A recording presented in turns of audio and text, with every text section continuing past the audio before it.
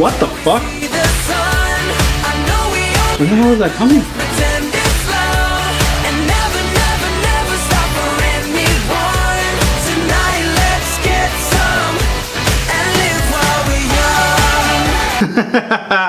No.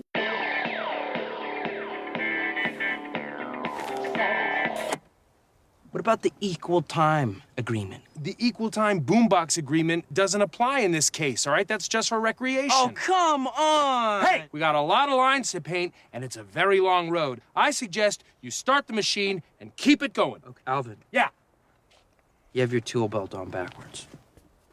Well, summer is over, so I thought I'd treat myself and watch a film from a director I actually really love. You gonna hit it in with your hand? Prince Avalanche is a return to form of sorts for the indie maverick David Gordon Green. You know that paint is poisonous, right? It stars Paul Rudd and Emile Hirsch as two road workers dicking around and painting traffic line amidst a barren Texas landscape ravaged by wildfire. And in their time on the road, the two bond, fight, and discover new things about each other, the world, and themselves. Because there hasn't been a bunch of indie movies made like that before, you know? Here's to fire in our hearts. You shouldn't smoke. I know it's bad for you. No, I mean, you shouldn't smoke. You look stupid. David Gordon Green is actually a director that I really love. He's actually made 6 films that I would say are better than really good, and I am including Prince Avalanche among those 6 films. And if you want a little bit of like a short review of Prince Avalanche, it's a really good film. I would actually describe it as cute.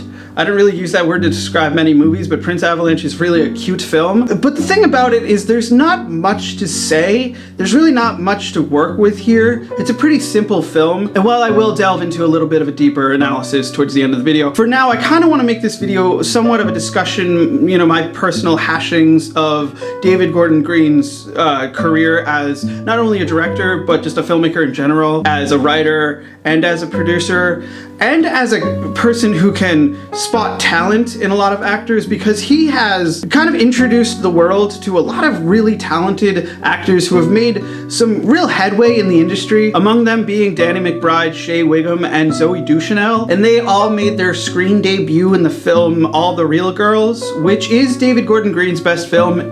Please go out and watch All the Real Girls. That is an example of just a fantastic independent love story. It's great. Please go out and see All the Real Girls. All the Real Girls is actually a pretty rare exception where I would say that because of Zooey Deschanel and because of her performance, the film is actually better than it would have been. And I don't say that about Zooey Deschanel because since the film Manic, I have felt like she has completely sleptwalked through everything she's done in her career. It's like someone squared away that personality that she adopted and she's just done nothing of merit since. That's just my own personal opinions on Zooey Deschanel. If you like her as an actress, that's fine. She's been in a lot of movies. You kind of can't get around it. Oh, she's actually in my favorite movie. She's actually in The Assassination of Jesse James by the Coward Robert Ford, which is, the poster is behind me, and that is my favorite film. She doesn't ruin it. That's what I'll say about her performance in it. And of course, Shea Whigham has been in a lot of great films himself. He was in the little indie horror film Splinter, which I would highly recommend. Go out and watch Splinter. Also, he was on Boardwalk Empire for a couple seasons. And Danny McBride is just amazing. Films that I kind of hate that Danny McBride has been in are better because he's in them. And of course, he's Kenny fucking Powers.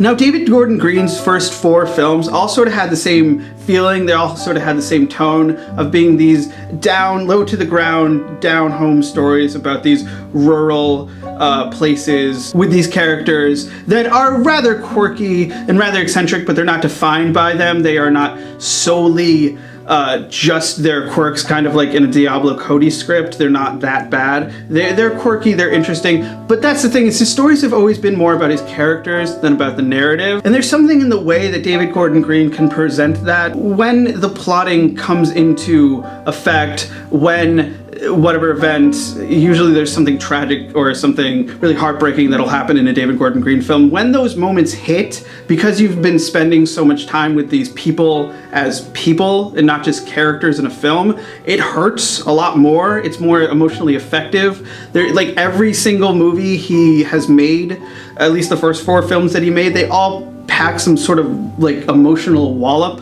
in his films. They are all incredible.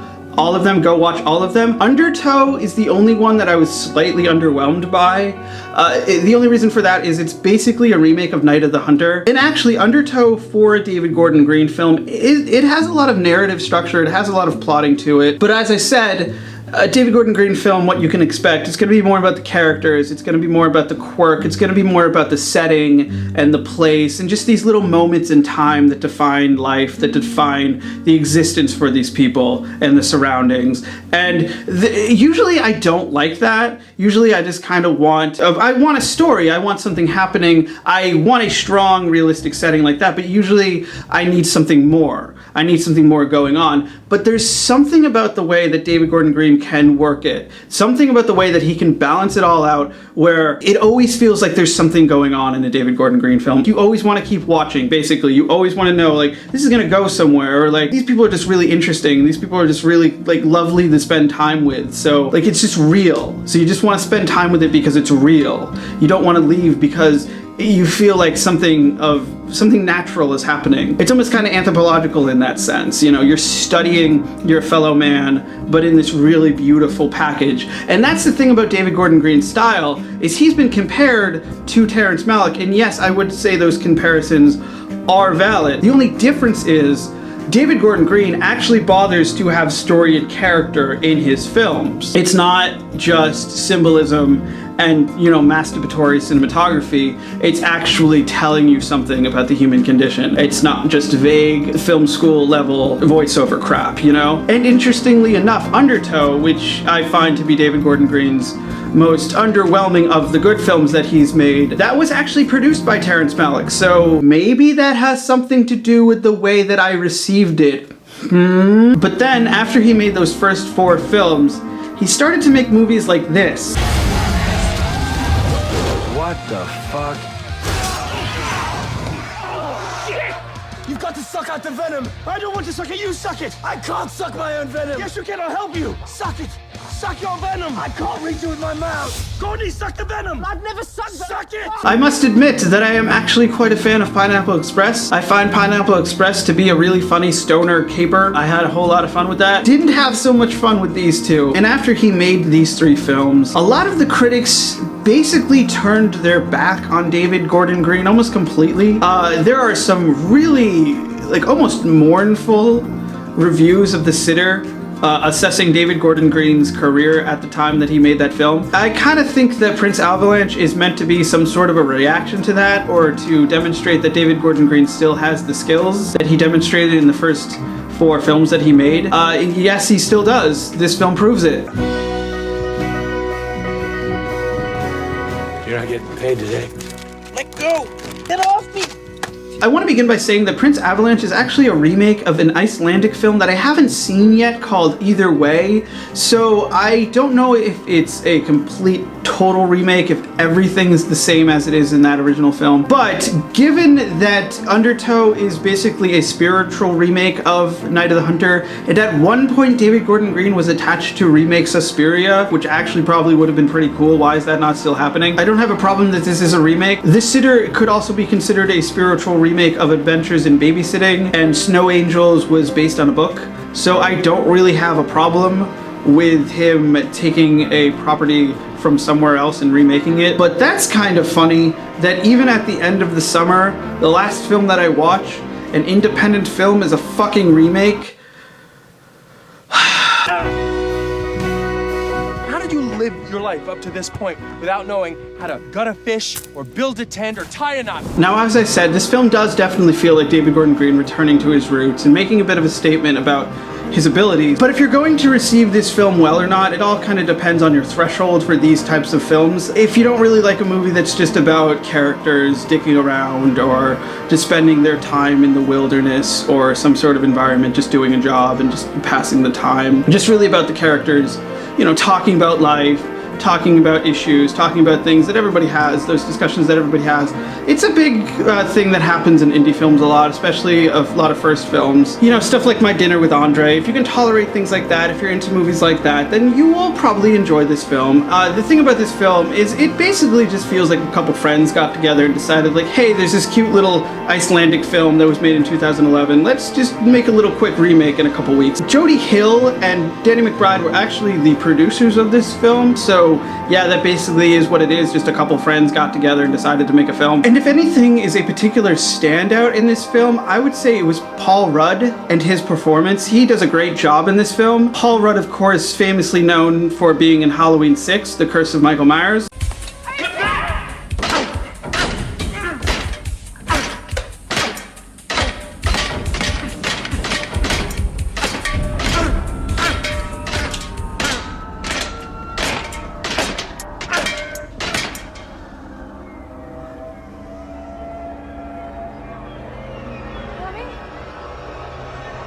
Tommy?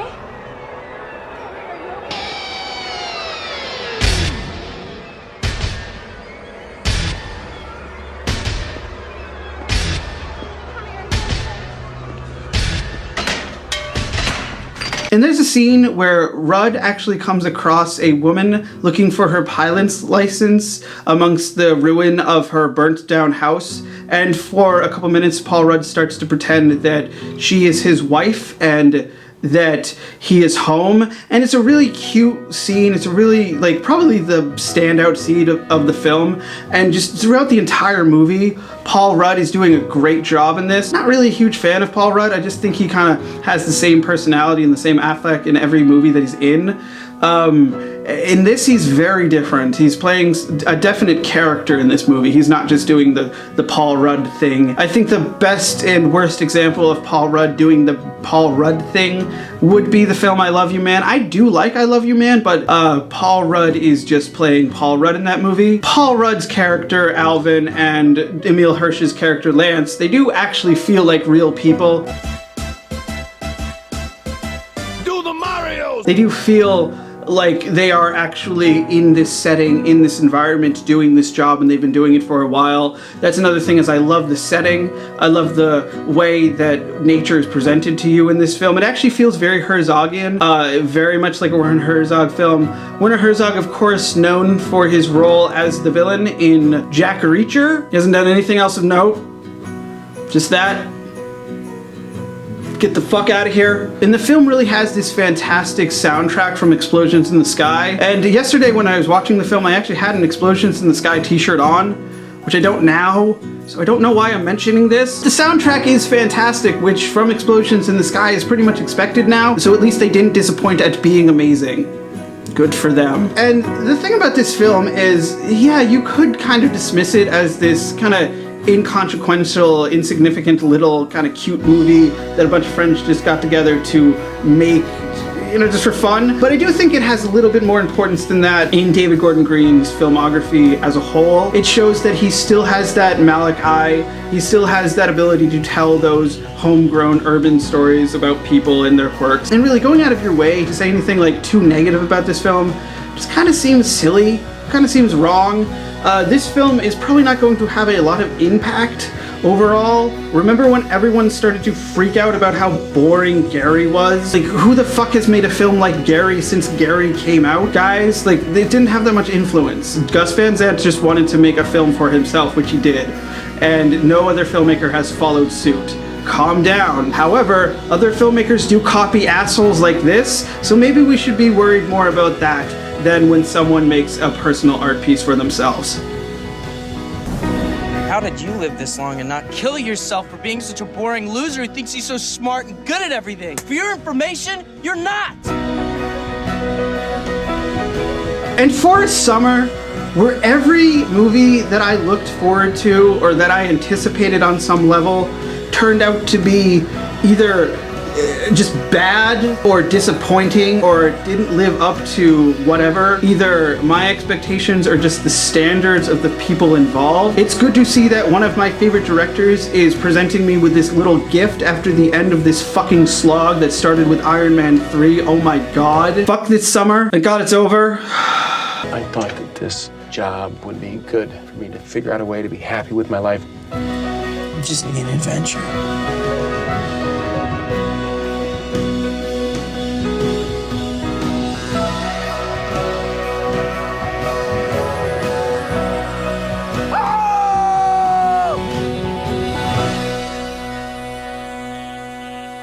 There's birds in here. What?